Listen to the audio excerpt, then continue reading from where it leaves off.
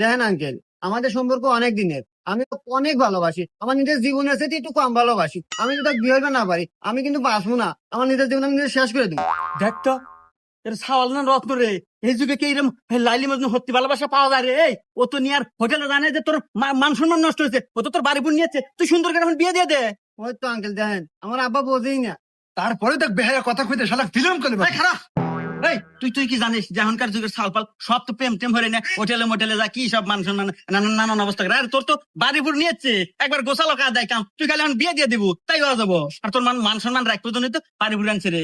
দেখ সাওয়ালটা কি সুন্দর, এই যুগে এবার সাওয়াল পাওয়া তো বড় কঠিন। আমি যদি এবার একটা সাল পেলে মানে আমার নিজের মিয়া নিজের হাতে তুলে অক দিয়ে দিলাম।